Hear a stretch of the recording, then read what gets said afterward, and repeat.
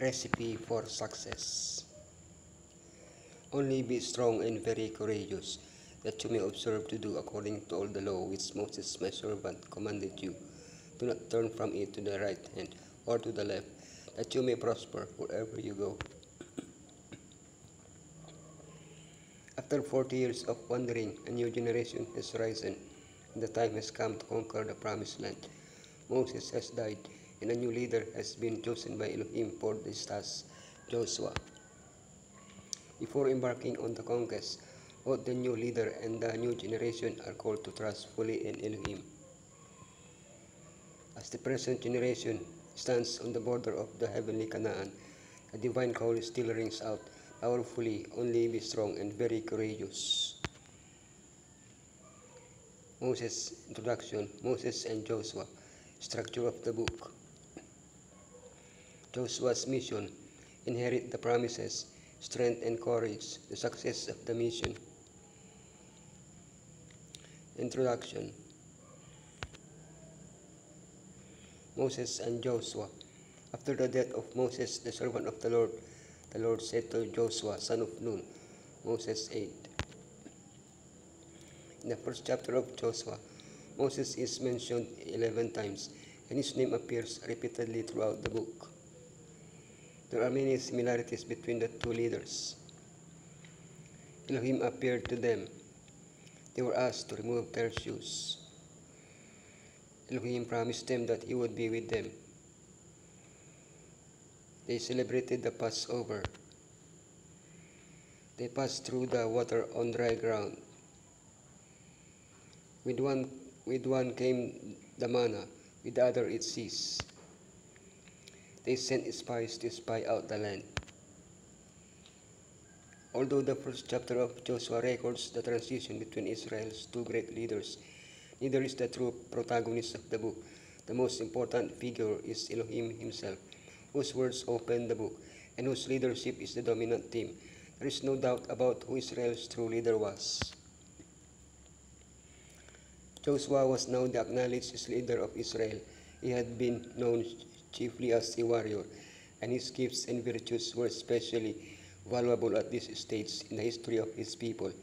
Courageous, resolute, and persevering, prompt, incorruptible, unmindful of selfish interests in his care for those committed to his charge, and above all inspired by a living faith in Elohim. Such was the character of the man divinely chosen to conduct the armies of Israel in their entrance upon the promised land.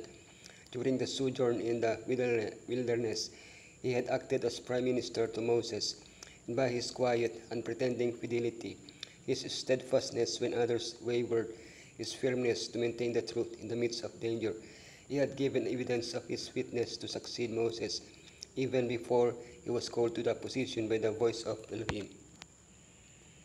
Structure of the book. Moses, my servant, is dead. Now then, you and all these people, get ready to cross the Jordan River into the land I am about to give to them, to the Israelites. The book of Joshua presents the fulfillment of the promises Elohim made to Israel when he brought them out of Egypt, that is to give them Canaan. Both the preamble, chapter 1, and the book itself are divided into 4 major sections. Cross to Canaan. Take Canaan. Divide the land. Service through obedience to the law. Joshua's mission. Inherit the promises. I will give you every place where you set your foot, as I promised Moses. In Joshua chapter 1 verse 3, Elohim speaks in the prophetic present tense. He speaks of Canaan as if it had already been given to Israel. This means that Elohim gave them complete assurance of the success of the conquest. He then reminds them of the limits that the conquest will reach. The strip between the Jordan River east and the Mediterranean Sea west, from the desert south to the Euphrates River north.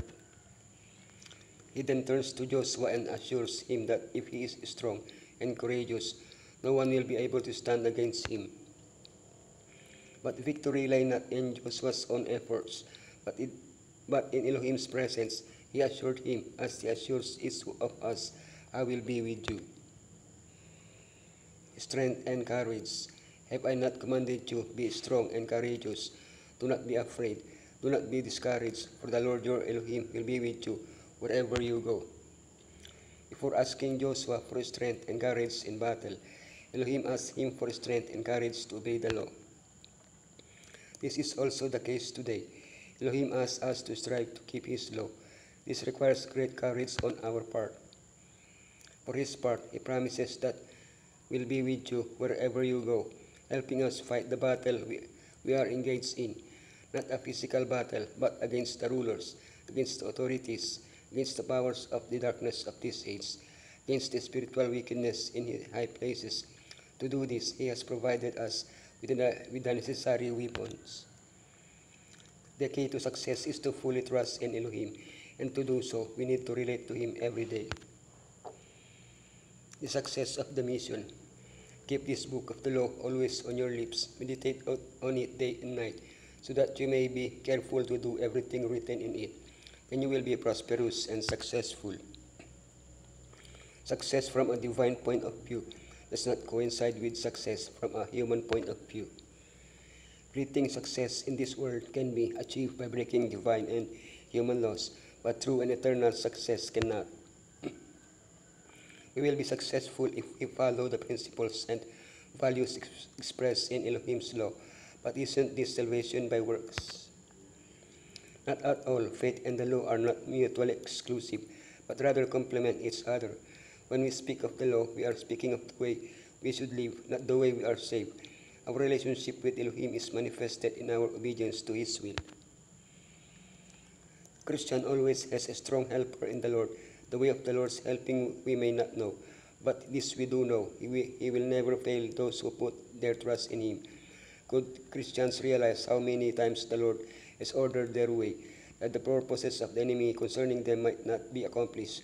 They would not stumble along complainingly.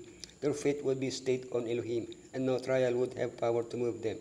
They would acknowledge him as their wisdom and efficiency. He would bring to pass that which he desires to work out through them.